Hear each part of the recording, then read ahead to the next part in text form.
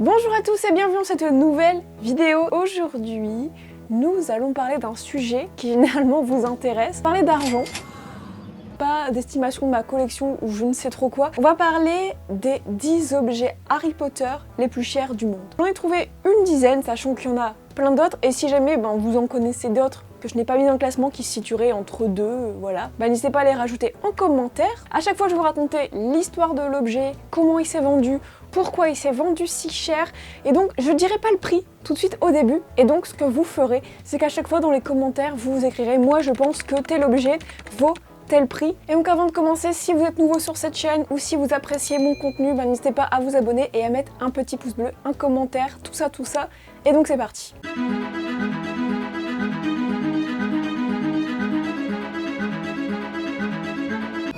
Alors on va commencer par l'objet le moins cher de ce classement, le petit vif d'or, donc le vif d'or qui a été utilisé dans Harry Potter à l'école des sorciers. Donc son prix de base d'estimation pour une vente aux enchères était de 600 $.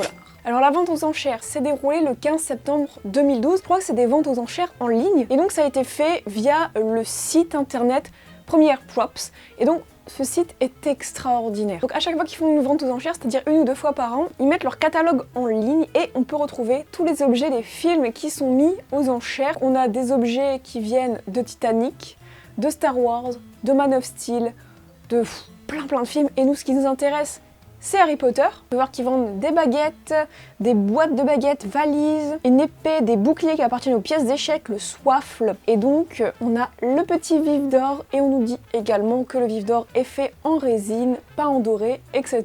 Donc à votre avis, quel est le prix de vente de ce vif d'or? 7000 $. Ce qui fait environ 6300 €, donc on commence plutôt pas mal sur cette vidéo. Alors ensuite, deuxième objet, on part sur une baguette. La baguette de sureau estimée entre 3000 et 5000 $ de prix de vente à la base, sachant que c'est quand même la baguette utilisée, une des baguettes utilisées par Ralph Fiennes, l'interprète de Voldemort dans Harry Potter et les reliques de la mort, partie 2.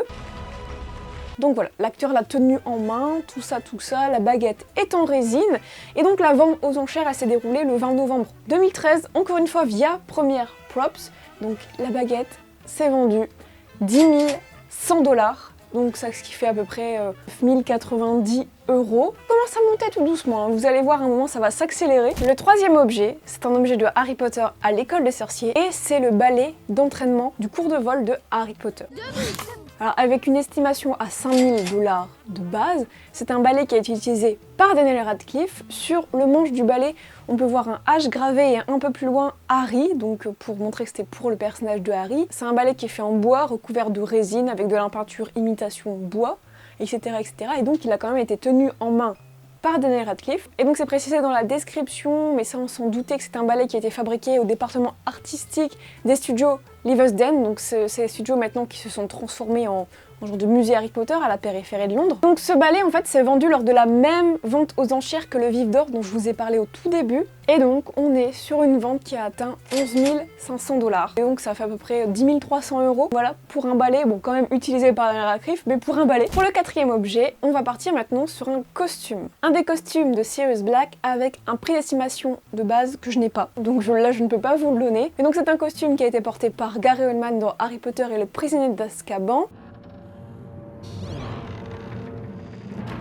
Dans la description, on nous dit que c'est un pardessus en lin gris de coton de couleur crème avec un col en daim, des boutons en bois et des nombreuses taches d'encre et des larmes. Le costume a été utilisé en 2004 pour Harry Potter et le prisonnier d'Azkaban, et donc son prix de vente est de 19 255 $. Donc là, hop, on a bien monté d'un cran, ce qui fait environ 17 400 €. Même si Gary Oldman est quand même un acteur hyper prestigieux, ça commence à faire cher le costume. Les lunettes de Harry Potter avec un prix d'estimation de base à 8000 $. On arrête les bêtises. Alors ce sont des lunettes qui ont été utilisées dans Harry Potter à l'école des sorciers. C'est mieux comme ça, non? Qui ont été portées par Daniel Radcliffe. La monture est en argent bordée de finition noire, avec une petite paire d'embouts que vous pouvez glisser au bout des lunettes pour les protéger. Alors du coup, avec un prix d'estimation de base à 8000 $, on est sur une vente à 20 000 $. ce qui fait à peu près un peu plus de 18 000 €. Ouais, enfin 18 000 € en fait. L'augmentation ralentit un peu. Alors, un bracelet. Ici, ce n'est pas un objet qui vient des films Harry Potter. C'est un bracelet qui s'appelle le bracelet Lumos Maxima. C'est un bracelet qui a été designé par J.K. Rowling avec plein de petites breloques dessus.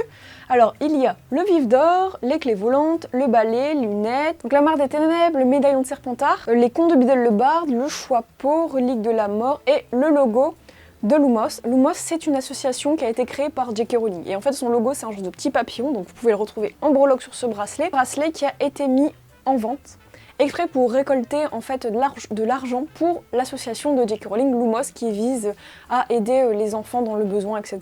Donc là, j'ai pas de prix d'estimation de base, mais donc je vous laisse essayer de trouver fait d'or, de diamants et de gemmes.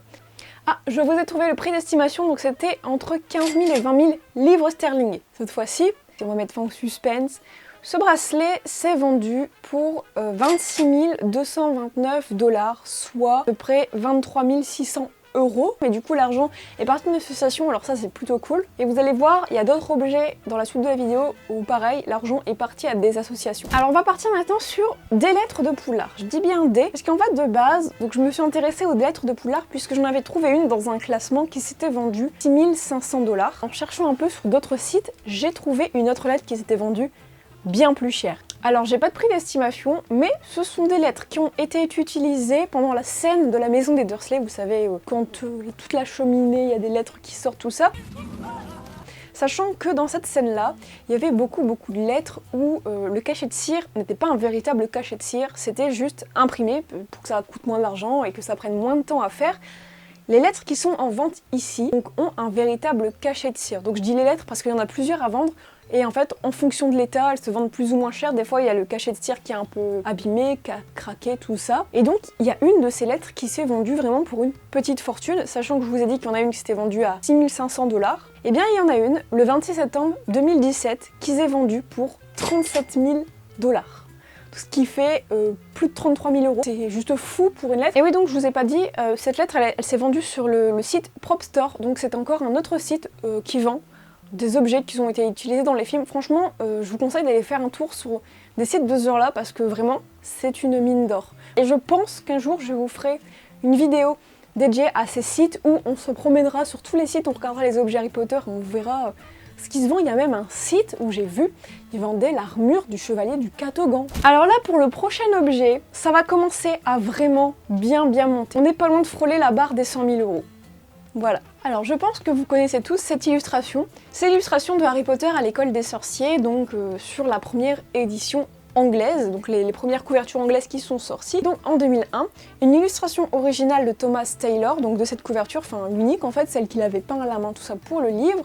Elle s'est vendue aux enchères, donc avec une estimation de base entre 20 000 et 25 000 livres. Attention, petite nuance. Et donc cette aquarelle, elle est réalisée à l'aquarelle, avec du crayon noir, tout ça.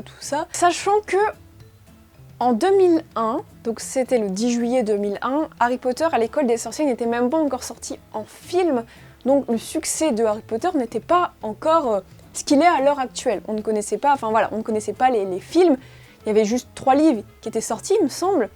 Donc voilà. Donc à partir de ces infos-là, à votre avis, à combien s'est vendue cette illustration originale? Cette illustration, elle s'est vendue pour 105 845 $. C'est un truc de fou, et donc ça fait un peu plus de 95 000 €. Donc c'est pour ça que je vous disais qu'on n'est pas loin de franchir la barre des 100 000. D'ailleurs, petite anecdote en ce qui concerne cette aquarelle, donc attendez, j'ai besoin d'aller chercher quelque chose. Donc ici c'est l'édition anglaise, ici c'est l'édition écossaise. Donc vous voyez, ce sont les deux mêmes illustrations. Et donc celle anglaise, c'est celle qu'on a le plus vue, et donc en fait on peut voir uniquement la voie 9/3 sur cette couverture. Et donc sur l'aquarelle qui s'est vendue aux enchères, il y avait également la voie 10 qu'on voyait sur le côté. En fait il se trouve que pour cette couverture anglaise, l'image a été un petit peu rognée, il manque un petit morceau. Et ce qui est plutôt cool, c'est que sur l'édition écossaise, je vous mettrai une photo plus détaillée, sur le côté on peut voir effectivement la voie numéro 10, donc la couverture écossaise est un peu plus fidèle à l'aquarelle originale qui s'est vendue aux enchères. Donc voilà, c'est plutôt cool, et quand j'ai découvert qu'on voyait la voie 10 sur mon livre écossais, j'étais trop contente. Alors on va continuer avec un objet, je pense que vous connaissez, si vous êtes fan de Harry Potter, peut-être que vous l'avez déjà vu passer. C'est la première édition de Harry Potter 1, donc cette édition-là, et en plus de ça, donc pas juste la première édition, illustrée par J.K. Rowling. Rien que ça, déjà, ça doit vous donner peut-être une petite idée du prix. Alors, sachant que les premières éditions de Harry Potter se vendent déjà très cher. On est à plusieurs dizaines de milliers d'euros à chaque fois. Je crois que les premières éditions, elles ont été imprimées en 500 exemplaires. Et donc, vous pouvez savoir si jamais vous avez un livre Harry Potter comme ça chez vous. Il vous suffit d'aller voir en fait la date de publication et de vous renseigner un peu sur internet. Vous allez savoir à quelle édition appartient votre livre. Mais donc là, ce qui était ouf, c'est que en plus de ça, J.K. Rowling, pour une œuvre caritative, elle s'est dit je vais annoter la première édition. Et comme ça, elle va prendre encore plus de valeur. L'estimation de base pour l'enchère était de 56 000 $. Donc on part déjà très haut. Donc il y a par exemple un petit dessin de Harry enveloppé dans sa petite couverture déposée devant le 4 Private Drive à la fin du chapitre 1. On a également, donc là c'était plutôt ouf, et je crois que c'est là que cette information exclusive m'a été sortie, un dessin du blason de Poudlard. Et en fait pour Poufsouffle, J.K. avait fait une petite annotation en disant que cette maison aurait peut-être été plus populaire si elle était restée sur son idée de base, de choisir un ours comme emblème plutôt qu'un blaireau. Pour revenir sur le prix de vente, sachez que ce livre, de base estimé à 50 000 $, s'est vendu 195 447 $, 176 000 €. Donc tout ça a été reversé à une œuvre caritative, je précise, J.K. Rowling, elle n'a pas fait ça pour gagner de la thune encore une fois. Je trouve ça fascinant que des objets puissent prendre autant de valeur. Là on va passer à un objet plutôt insolite et qui s'est vendu très cher. Là on monte encore d'un cran, c'est une chaise. Alors cette chaise, j'ai pas l'estimation de base, mais sachez qu'elle a quand même une grande histoire. Il s'agit de la chaise sur laquelle J.K. Rowling a écrit une partie des Harry Potter, donc sur laquelle elle était assise. En 2002, J.K. Rowling, elle avait fait don de cette chaise pour une première vente. Donc c'était une vente pour des collectionneurs dont l'argent était encore reversé à une œuvre de charité. Elle avait trouvé acquéreur en 2002 pour 21 000 $. Comparé au prix que je vais vous annoncer tout à l'heure, vous allez voir, c'est très raisonnable. Et donc pour donner encore un peu plus de valeur et pour rendre cet objet atypique, J.K. Rowling en fait, elle a rajouté plein d'inscriptions en peinture dessus. Donc elle a écrit Gryffondor, elle a écrit son nom je crois, et elle a aussi écrit une phrase qui est plutôt drôle, donc je la traduis en français. Vous pouvez ne pas me trouver jolie en parlant de la chaise, mais ne jugez pas sur ce que vous voyez. En 2016, cette chaise a été transportée à New York pour une vente aux enchères, où elle s'est vendue 394 000 $. Ça fait 354 795 €. Donc voilà, c'est plutôt fou pour cet objet, mais vous allez voir, on est très loin du prix du dernier objet dont je vais vous parler. Nous sommes en 2007. J.K. Rowling décide pour la première fois au monde de publier les contes de Biddle le Barde. Donc ce livre est exclusif. À l'époque, on n'avait pas le livre des contes de Biddle le Barde comme tout le monde a chez soi maintenant. Je vais vous parler un peu plus en détail de l'objet après, mais sachez que son prix d'estimation de base était à 500 000 $. J.K. Rowling décide d'écrire et d'illustrer à la main, entièrement, de la première à la dernière page, 7 exemplaires de ces livres. Donc ces 7 livres vont compter 5 histoires, donc les 5 contes de Biddle le Barde dont on entend parler rapidement dans le livre Harry Potter.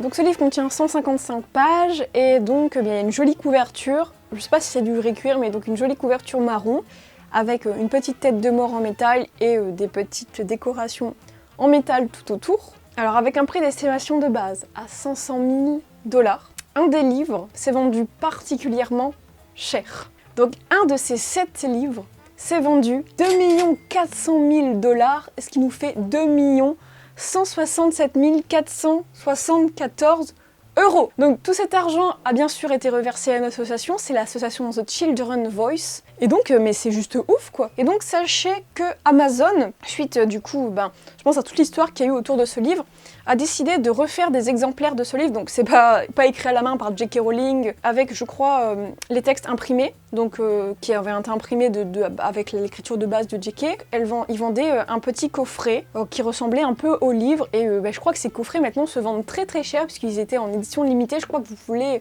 les trouver entre 400 et 500 €. Et voilà, je crois que c'était une exclusivité Amazon pour la petite histoire. On est arrivé à la fin de cette vidéo, j'espère vraiment que le concept vous aura plu. N'hésitez pas à me dire dans les commentaires si vous connaissez d'autres objets Harry Potter qui se sont vendus très cher. Et je vous ferai peut-être une vidéo où on se baladera sur les sites qui vendent des répliques de films. Je pense que ça pourrait être cool. Mais en tout cas, écoutez, merci d'avoir regardé cette vidéo et je vous dis à très bientôt.